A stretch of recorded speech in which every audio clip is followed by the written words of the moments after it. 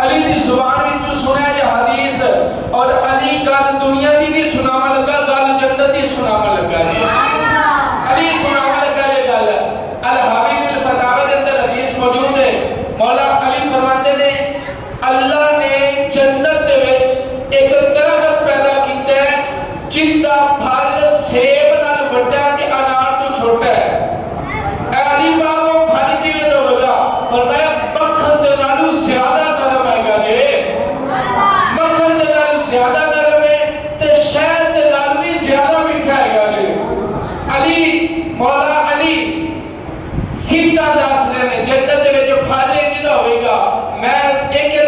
سوال کراں گا او بعد وچ تھانوں پہلے میں حدیث سنا لواں مولا علی جنت دی سیدھا گنا رہے ہیں فرماتے جنت میں درخت ہے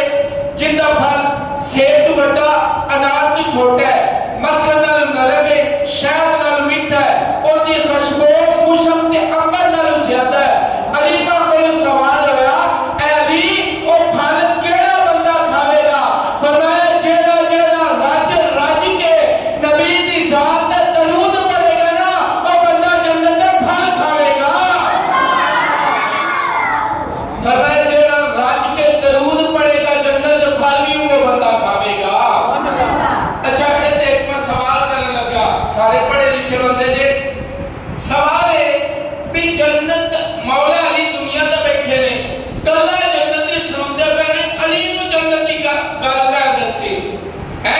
بیٹھے دنیا تے نے ویکھ کے جنتی دسے پہنے بھی جنت وچ انج دا پھل ہے انج دا پھل ہے شہد نال میٹھا ہے مکھن تو نرم ہے سوال ہے دیکھو مختار صاحب لازم صاحب باقی بھی سارے ایک چیز میرے کول بوتل ہے جن دیر میں پیتی نہیں سی میں نے پتا سی کیویں دی ہے